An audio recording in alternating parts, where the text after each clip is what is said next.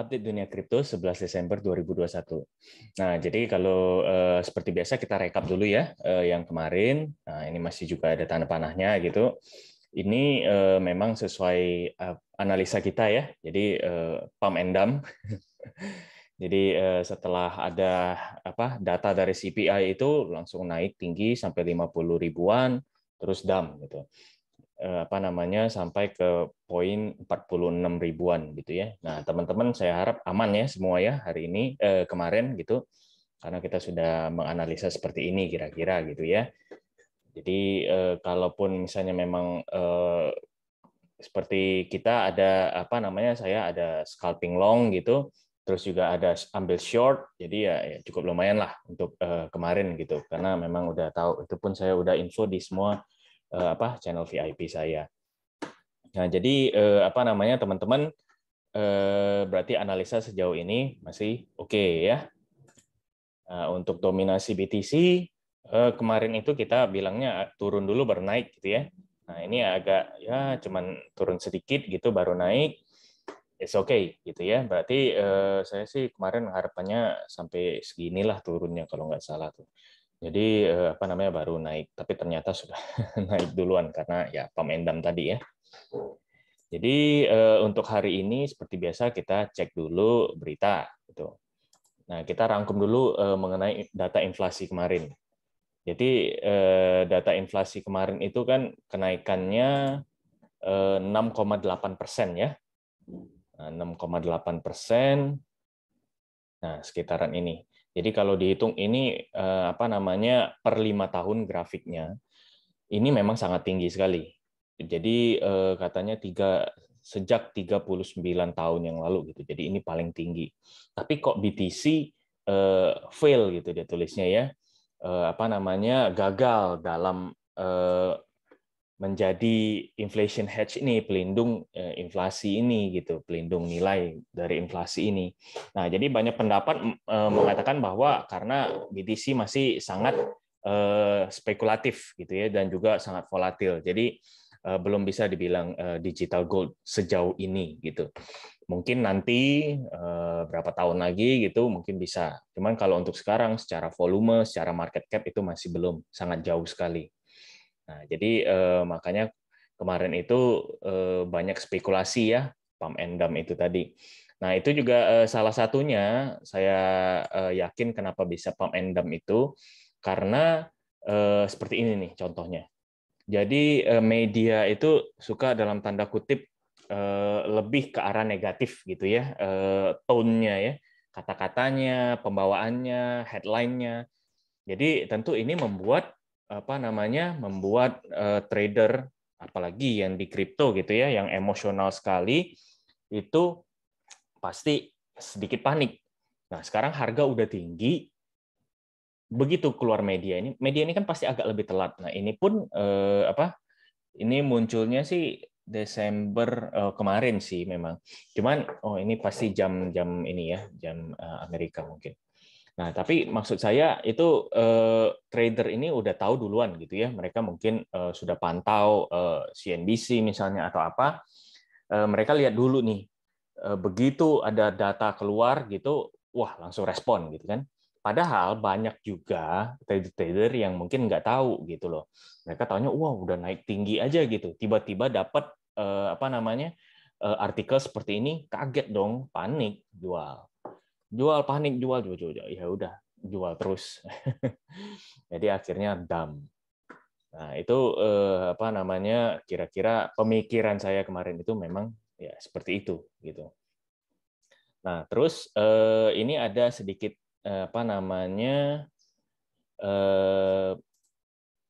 berita tentang The Fed gitu ya. Jadi The Fed ini nanti akan ada meeting tanggal 14 dan 15. Nah, ini menurut saya puncaknya. Antara bakal pump atau bakal dump itu puncaknya di sini. Nah, jadi kalau di tanggal-tanggal ini ya hati-hati aja. Mungkin kalau di kita mungkin 15-16 ya. Nanti kita pastikan lagi deh karena saya update juga per hari itu ya. Nah, jadi banyak sudah spekulasi bahwa Fed pasti ya naikkan suku bunga atau tapering off lebih cepat gitu ya. Tapi bukan saat itu juga maksudnya, tapi dipercepat gitu. Mungkin di awal tahun atau misalnya tapering off-nya harusnya 6 bulan, ini dipersempit jadi 3 bulan, misalnya begitulah kira-kira. Jadi ini harus benar-benar diingat ya tanggal-tanggal ini, hati-hati. Nah, terus kalau kita lihat dari ini ada analis juga dari CoinDesk. Nah, jadi banyak sekali open interest yang ke wipe out atau ya ke liquid gitu ya. Karena ya terutama kalau posisi long gitu ya pasti karena penurunan cukup drastis kemarin itu sampai 46 ribuan. Jadi tapi sebenarnya ini sudah bagus gitu untuk dari segi kalau kita lihat kesehatan market gitu ya, karena terlalu banyak posisi long itu juga kurang baik untuk market terutama di kripto gitu. Karena nanti kalau misalnya apalagi kalau di kripto ini kan banyak orang yang over leverage gitu ya. Jadi wah pakai 100, wah pokoknya HK rata kanan gitu ya. Pakai 125 kali leverage-nya ya. Itu kan begitu turun sedikit aja langsung ke liquid. Nah, itu sangat bahaya. Jadi makanya semakin sudah banyak kena liquid, semakin dalam tanda kutip kalau di sini bilangnya give way to further upside. Jadi lebih memberikan jalan untuk naik tinggi gitu ya. Jadi ini sejauh ini oke lah. Terus juga ada trader yang menggunakan MA gitu ya, exponential moving average gitu.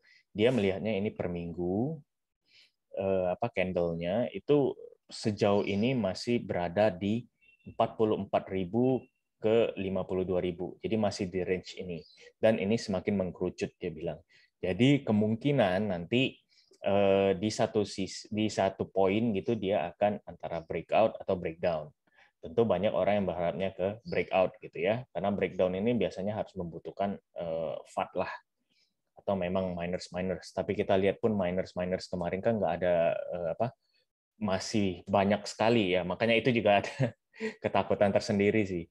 Karena reserve mereka banyak sekali. Jadi kemungkinan mereka juga di satu poin akan jual. Tapi kalau sekarang dia nggak jual, ya ngapain di bawah lagi dia jual, gitu kan kira-kira ya. Jadi mungkin agak naik dulu, dump sedikit, naik dulu, dump sedikit, ya gitu-gitulah. Tapi semoga trennya tetap naik. Oke, kalau dari segi berita itu ya. Sekarang kita lihat Fear and Greed. Kalau Fear and Greed ini 16, turunnya cukup drastis ya di Extreme Fear. Nah, kita lihat secara historis. Kalau misalnya Fear and Greed ini, nah yang waktu drop ini kan di Mei ya. Nah, Mei itu kan waktu yang Elon, FAT China segala macam itu ya. Jadi dropnya cukup lumayan. Ini mungkin sampai 10 gitu. Sampai titik ke 10 ya poinnya. Kita ini 16. Dan ini di Maret. Maret itu corona kan ya, Maret 2020. Ini malahan lebih bawah lagi, mungkin ke 8 gitu ya. Nah, itu tadi 8. Nah, jadi kalau sekarang kita 16 sebenarnya sudah cukup bawah gitu ya. Kalau mau nunggu lagi sampai ke 8 atau apa, silakan. Mungkin nanti ya puncaknya itu 14 atau 15. Tapi menurut saya kalau misalnya mau cicil boleh sih karena udah cukup bottom ya. Tapi bukan nasihat keuangan ya, karena saya bukan konsultan keuangan. Tolong Dior sendiri, pertimbangkan sendiri. Dan ini cuman sharing-sharing aja. Nah, terus kalau kita lihat secara on-chain dari BTC-nya harusnya memang masih bearish ya, karena ini juga baru penurunan cukup drastis, walaupun ini naik lagi ya dari 46.000 langsung ke 47-48. Nah, ini bearish, futures sudah mulai agak bullish gitu ya, baru satu. Terus setelah itu kita lihat dari BTC Exchange Reserve. Nah, ini data yang kita lihat stok BTC di exchange itu gimana. Karena ini kan banyak yang jualan, berarti harusnya naik ya. Cuma kita lihat trennya yang penting itu. Nah, kalau kita lihat dari Coinbase ya memang nggak ada flat ya. Nah, ini justru menurun nih Binance. Ini menurun. Bitfinex naik. Kita lihat all exchange deh. All exchange itu penurunan ya. Nah, ini bagus nih. Coba kita lihat daily lebih jelas mungkin. Kurang. Daily nggak bisa terlalu. Nah, penurunan ya berarti ya.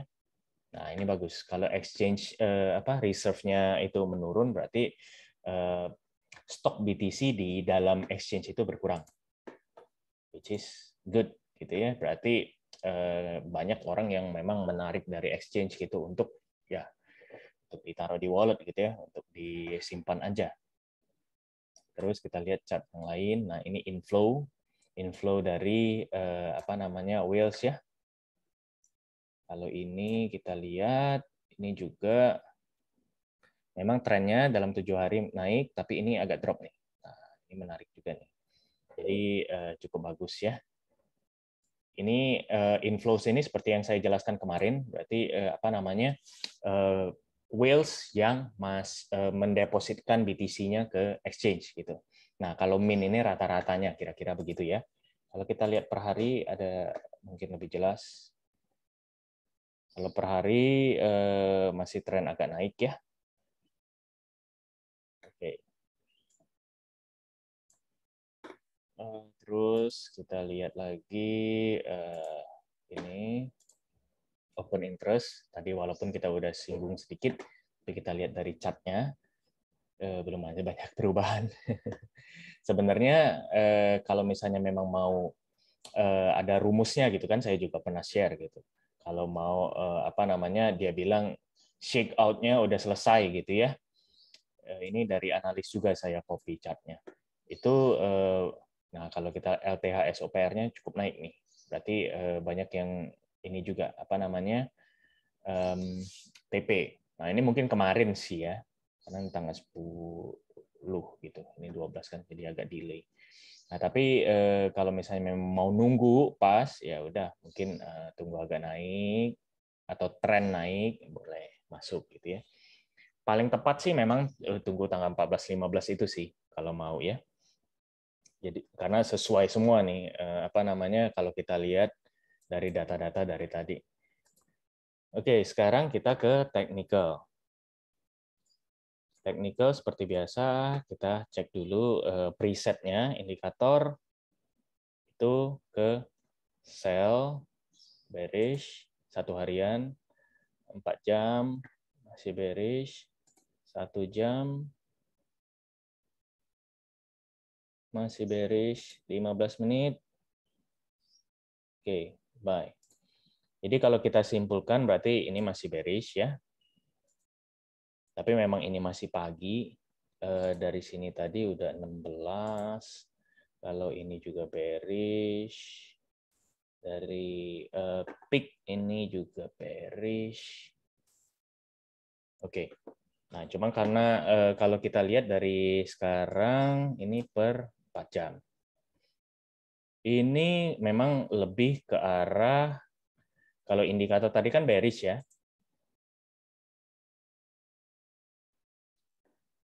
Nah, tapi teman-teman mungkin ingat ya, saya kemarin-kemarin itu selalu bilang di level 46.000. Coba kita lihat di hari, kurang merepresentasikan datanya. Per jam mungkin. Nah, ini alasan saya mengapa ambil 46 ribuan. Nah, jadi itu karena sudah menurut saya sudah cukup dalam gitu. Nah, jadi kalau misalnya melihat ini sih saya lebih ke arah harusnya mantul, walaupun mantulnya nggak langsung tinggi banget bikin tiang ya. Jadi mantul mungkin turun sedikit, mantul lagi. Jadi harusnya trennya sih bagus menurut saya hari ini. Makanya saya pun sudah serok sih jujur aja. Nah, ini pun sudah tepat di Bollinger, kita close dulu ya. Panahnya ini yang kemarin. Nah, jadi di sini kan sudah mantul nih. Kalau misalnya memang paling bagus sih di sini ya supportnya. Tapi ya seperti yang pernah saya bilang, support itu kan nggak mesti pas-pas gitu ya. Jadi kita itu sebagai pertimbangan aja, jangan jadikan acuan. Oke, kita harus cicilnya di sini, nggak bisa gitu. Karena kita bukan yang market maker gitu ya. Nah, terus jadi ini sudah mulai naik, kemungkinan akan turun drop dikit, naik lagi. Nah, gitu ya. Nah, yang perlu mungkin begini. Terus mulai naik lagi, turun lagi gitu ya. Nah, yang perlu dilihat ini aja dulu. Yang simple, resisten dulu aja. Ini mungkin Bollinger juga sampai sini. Jadi kalau resisten ini, resistennya berapa ini? 48.600 yang paling kecil dulu ya. Kalau ini tembus, ini pun sudah berusaha terus ya. Kalau tembus, nah kemungkinan akan rally naik lagi ya begitu. Menurut saya sih seperti itu sejauh ini. Nah, dari MACD pun mendukung, sudah mulai ke arah bullish ya. Walaupun secara indikator sehari 4 jam segala macam tadi itu masih bearish sih. Jadi makanya menurut saya turun dulu sedikit baru naik. Turun dulu lagi, naik. Kira-kira begitu. Nah, kalau BTCD, wah ini udah jebol resisten semua. Nah, kemungkinan dia retest support antara support sini atau bawah lagi, baru naik lagi. Nah, patokannya resistennya 41,7 atau 42 lah ya. Gampang gitu biar diingat. Supportnya udah apa namanya? Ya, supportnya paling dekat ya ini tadi 41,43. Nah, jadi ya kalau mau ini kan masih di range ini masih oke banget sih kalau mau ngelong gitu. Jadi fokusnya mungkin hari ini ngelong. Kalau bisa ya poinnya sampai ke sini kira-kira gitu ya 47-an kalau mau ngelong. Ya tergantung juga dari satu-satu altcoin-nya gitu ya. Cari aja yang ada event, yang ada trigger kira-kira apa. Jadi bisa lebih membantu dia naik gitu. Jangan cuman karena BTC naik dia naik gitu. Itu kurang kuat. Karena ya bisa drop lagi begini gitu kan ya. Nah, jadi kira-kira kesimpulannya hari ini begitu. Kalau memang dia dropnya agak jauh, ya kita perhatikan balik lagi supportnya itu 46. Jadi hari ini support 46, resisten 48, 600. Nah, itu diperhatikan. Kalau saya cenderung lebih ngelihatnya ini mantul sih. Walaupun ada penurunan begini, nggak langsung mantul seperti kemarin ya. Karena nggak ada trigger apa-apa. Ya kecuali ada tiba-tiba ada good news, tapi kayaknya sejauh ini belum. Ya, mungkin itu dulu. Terima kasih teman-teman sudah menonton. Kalau suka dengan video saya, bisa like, subscribe, dan juga komen ya. Kira-kira mungkin ada pembahasan yang kurang pas atau ada pembahasan lain yang mau memang apa namanya didengar gitu ya, boleh langsung komentar aja. Dan juga kalau misalnya teman-teman mau lihat saya update lebih real time, itu bisa join ke Telegram channel saya yang umum punya gitu ya. Saya ada tulis di deskripsi. Kalau mau join Telegram VIP saya juga boleh, bisa kontak WhatsApp-nya, semua ada di deskripsi lah, ada Instagram saya juga gitu.